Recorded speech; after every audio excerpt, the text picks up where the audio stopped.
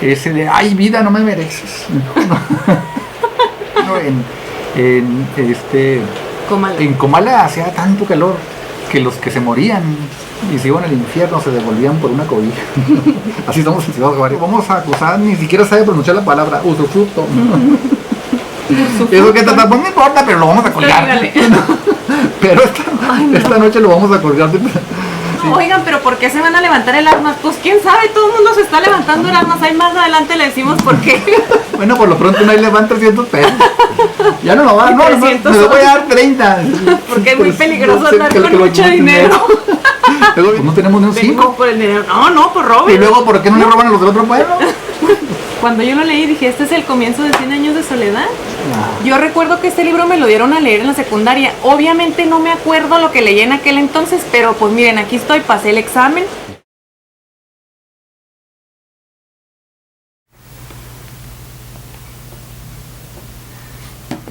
Hola, bienvenidas, bienvenidos, bienvenides a este espacio en donde tenemos que hablar.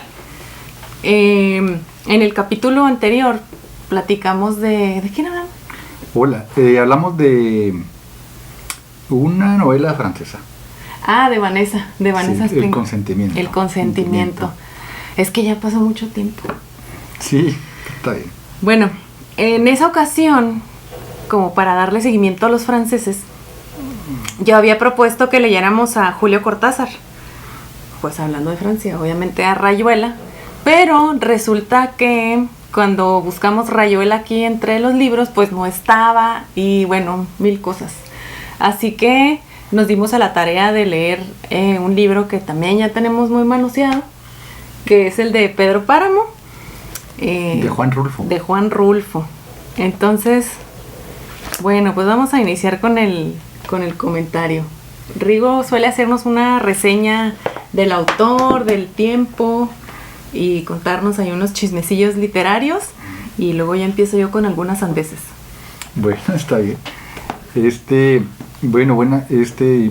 Bienvenidos otra vez aquí al programa de Tenemos que hablar. Bueno, yo quiero comenzar el comentario sobre Pedro Páramo, que es un libro, yo creo que es un libro, para mi gusto, una novela hermosísima, si no es que yo diría la mejor novela que se ha escrito en América Latina.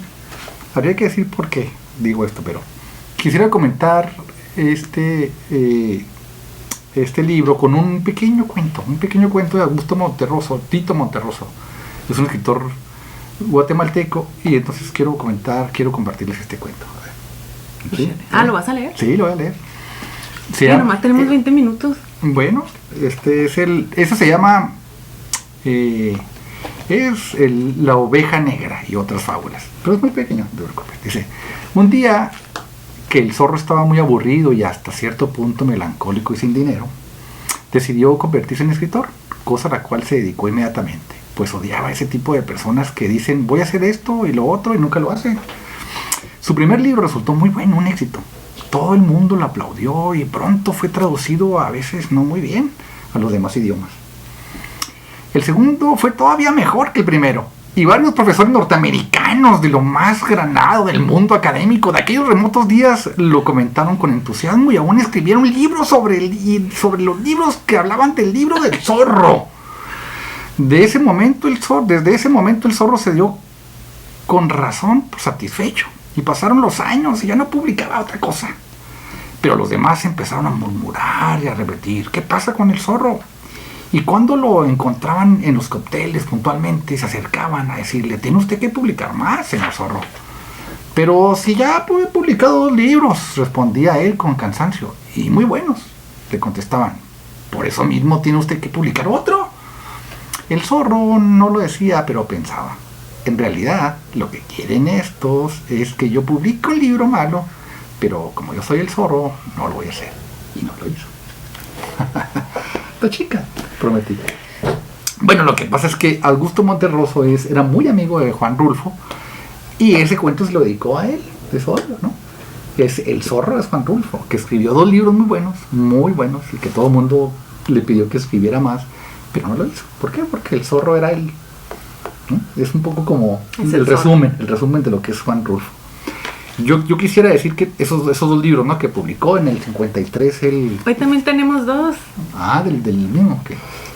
Dos ediciones, una de lujo, Ajá. que es de la... ¿De qué? Es de la Fundación Juan Rulfo. Fundación. Sí, Juan Rulfo. Es una edición, como se dice. Y esta es de Planet. Especial. Con el Llano en Llamas. Entonces, el Pedro Páramo se publicó en el año de 1955. Y yo podría decir que es la novela más vanguardista que existe en América Latina. Incluso inicio el vanguardismo, lo que se conoce como el realismo mágico, pero en realidad es una novela novedosa, en todos los sentidos. Quisiéramos decirle por qué. Me gustaría, ¿no?, que entre los dos. ¿Por qué esta novela es la más hermosa novela que se ha escrito en América Latina? Por su época, por su estructura, por su contenido, por su técnica literaria, por todo, ¿no? A ver, platica, ¿qué es lo que a ti te llama la atención rápido de Pedro Páramo?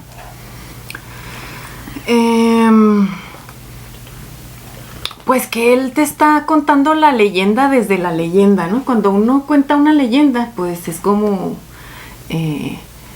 La Llorona, ¿no? Por aquí pasaba una mujer y te cuentan la leyenda, ¿no? Pero te la cuentan en pasado, te la cuentan como que no la viviste, como que se rumora por ahí. Sin embargo, Juan Rulfo te está contando la leyenda desde la leyenda y él es parte de la leyenda, ¿no? Es decir, ay, se me olvidó el nombre del protagonista. Juan Preciado. Juan Preciado está ahí, pero no sabes si él está ahí y es el narrador. Finalmente, ¿está muerto, no está muerto? ¿Llegó muerto, se murió ahí? Entonces la leyenda misma se está narrando así. Así mismo, es una leyenda que se narra así misma. Es una leyenda que se narra a sí misma. Y entonces te permite a ti también vivir desde adentro esa construcción identitaria de una leyenda, que a su vez es la construcción identitaria de un pueblo, que es de México, que era un México en ese entonces que se estaba rehaciendo, ¿no? México posrevolucionario, que venía pues de la... muy influenciado de Francia, ¿no? Renunciando a sí mismo, y entonces pues esto es como una exaltación de una identidad que se está construyendo. Creo que a partir de aquí vienen muchos escritores y artistas a reafirmar esa identidad a partir de las pistas que da Rulfo. Podríamos decir que Pedro Páramo es un antes y un después en la literatura latinoamericana. Es una universal, obviamente. Esto se ha convertido en una novela universal. Es decir, es la novela, si no me equivoco, es la novela más conocida, más difundida de México y una de las de América Latina, ¿no? Porque en América Latina hay grandes novelas. Ahí lo vamos a ver con Rayuela y con otras novelas muy importantes que se han escrito en América Latina. Pero esta es un antes y un después. Esto da una pauta. ¿Por qué? ¿Por qué es un antes y un después?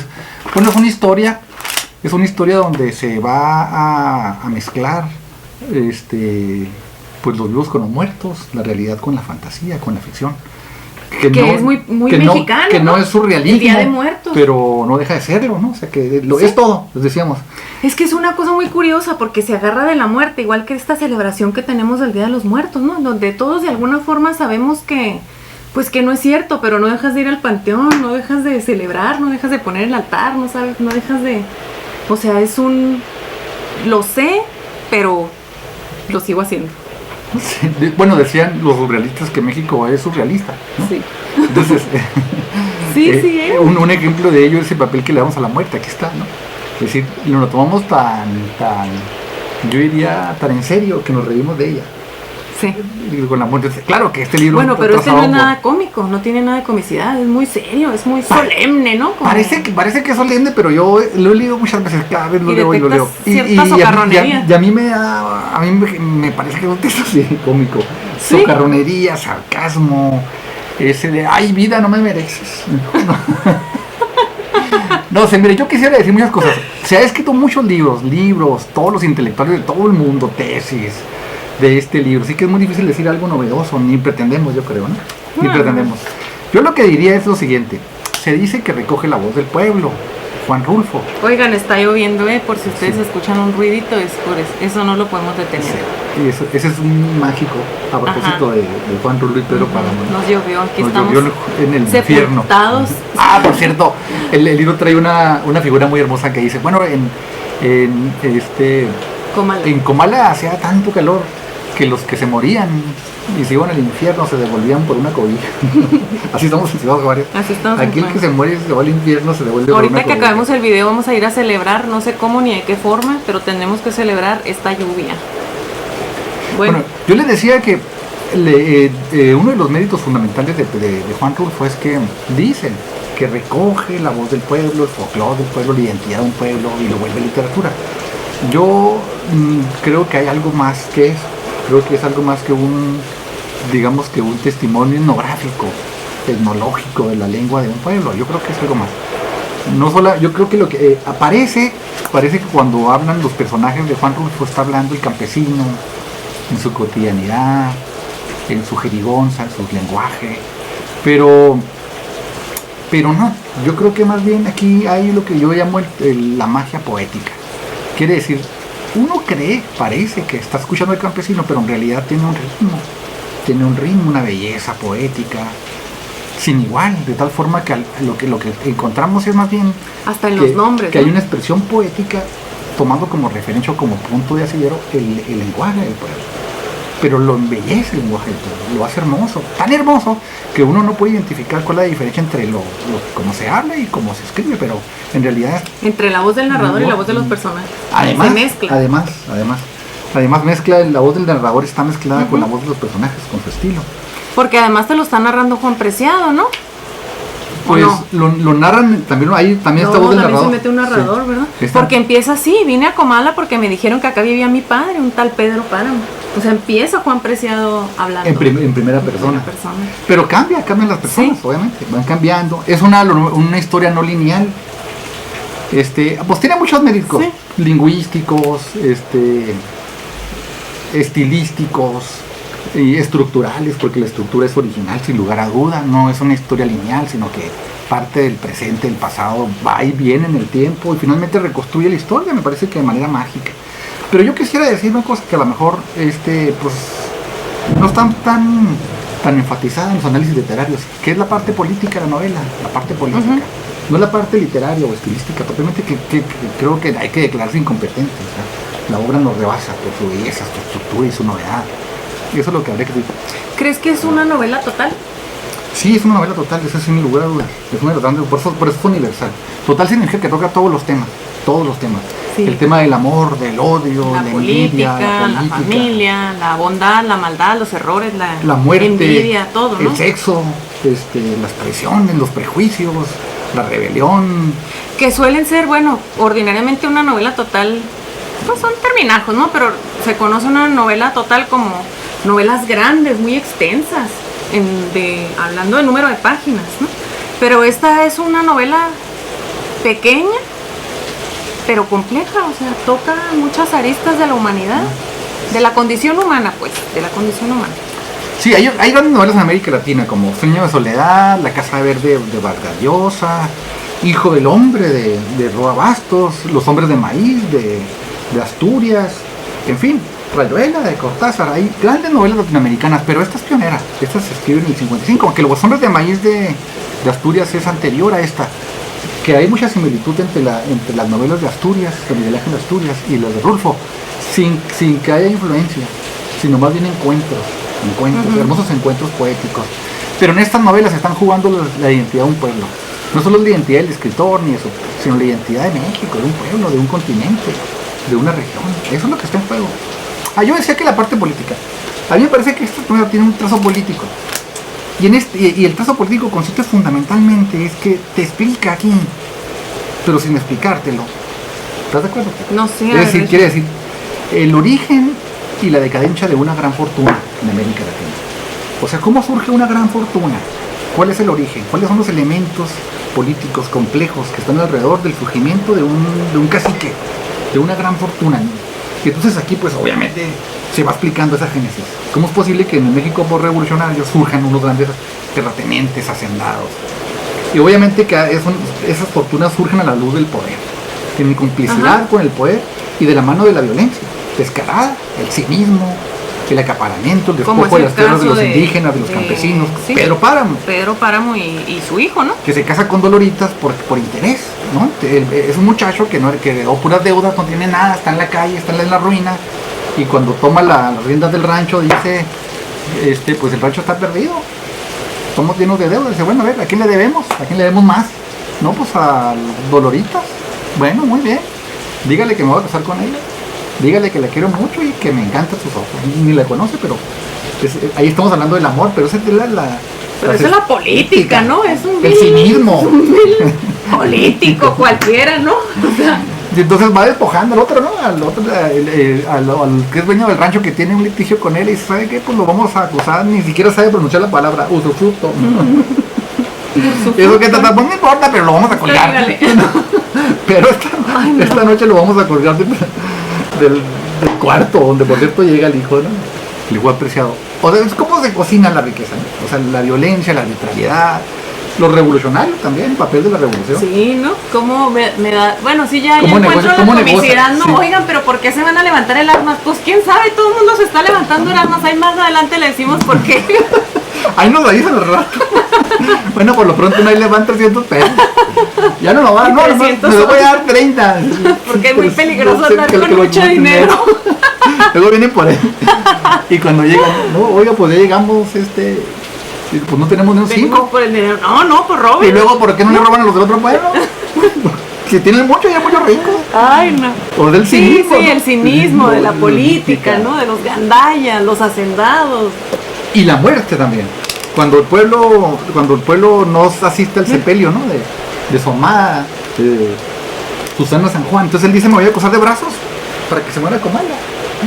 ¿Sí? Es la historia del caciquismo, de los caciques, ¿no? Que yo decía, es un poco la génesis de la política en América Latina. Siempre necesitamos de caciques, de caudillos, de héroes. O sea, es lo que se conoce en la política, como yo te decía, la maldición de Edipo, ¿no? O sea, siempre necesitamos un padre, la horda primordial, que venga a salvarnos. Somos incapaces de construir regímenes democráticos, parlamentarios, auténtica. Aquí está, pues, yo digo que aquí está con mucha hermosura, yo diría, la explicación de lo que somos, de la política de actualmente, de la corrupción, de las traquiñuelas, del sistema político mexicano y sus tranzas. Oigan, quiero decirles que, Rulfo ha inspirado con sus 2 textos a muchos escritores grandes, entre ellos al Gabo. Otra vez volvemos al Gabo, ¿no? Claro. Y entonces, pues yo lo leí, no sé cuántas veces lo he leído, pero no importa. Yo lo leí tratando de encontrar aquí un poco de la inspiración de Gabo, y claro que lo encontré en algunos fragmentos, pero ya bueno, les voy a leer un pedacito. Dice, el padre Rentería se acordaría muchos años después de la noche en que la dureza de su cama lo tuvo despierto y después lo obligó a salir. Fue la noche en que murió Miguel Páramo. Cuando yo lo leí dije, este es el comienzo de 100 años de soledad, ¿no? Mira, frente al pelotón del fusilamiento. Muchos años después, frente al pelotón el coronel Aureliano Buendía se acordaría aquel día cuando su padre lo llevó a conocer el hielo. Entonces este es el comienzo de la... Sí, es el comienzo, ¿no? Entonces, bueno, pues yo encontré ahí un poco la inspiración también del Gabo. Y bueno, recomendada esta novela, ya nos queda muy poquito tiempo. Recomendada, no recomendada. Yo creo que, fíjense que este libro tiene aquí mis dibujitos, ustedes no los pueden ver, pero brillan así como en relieve. Yo recuerdo que este libro me lo dieron a leer en la secundaria. Obviamente no me acuerdo lo que leí en aquel entonces, pero pues miren, aquí estoy, pasé el examen. Pero yo creo que este libro tiene que tener un momento en la vida de uno para poder conectar con el texto. Yo sí lo recomendaría, pero creo que tenemos que estar preparados y preparadas para el texto. O sea, yo invitaría, si no te gusta, abandónalo y después vuelve. Claro que lo tenemos que leer, pero a todos nos llega un momento. Ah, bueno, sí, porque es un encuentro contigo mismo, está bien. Con una identidad, ¿no? Es un encuentro con... Y uno tiene que estar preparado, o sea, algún día te vas a encontrar para saber con lo que eres. Sí, algún día te vas a encontrar. O sea, si tú lo empiezas a leer y no te sientes que te llama a seguir, déjalo. Después te lo vuelves a topar y lo vuelves a empezar, ¿no? No es el momento. Pero sí vale la pena leerlo. Es un libro bonito, es un libro muy, muy mexicano, pero sin una exaltación vulgar ni prosaica de la mexicanidad, sí, ni el folclore. Exacto. Sí. Yo diría que es una novela tan hermosa, tan perfecta. Y es universal. Sí, claro, es universal. Que si usted quiere escribir una buena novela, léala y aprenda de ella, ¿no? Sí. También es una bonita inspiración. Gabriel García Márquez dijo, miren, dijo, a mí se me queda muy claro por qué Juan Rulfo no escribió otro libro. Dijo, porque alguien que escribe una novela como esta ya no tiene nada que escribir después, ¿no? Total, que ya se nos terminó el tiempo, pero bueno. Bueno, para la próxima charla tenemos que hablar de Rayuela. Ahora sí, ya compramos otro Rayuela. Quien se lo quedó, por favor, nunca le vamos a perdonar. La extracción de esa joya de Creo que yo lo perdí, pero no estoy muy segura. Ya fuimos a la biblioteca. Bueno, pues. Cuídense, tenemos que hablar. Rayuela. Ahora tú estás muy poco espontánea.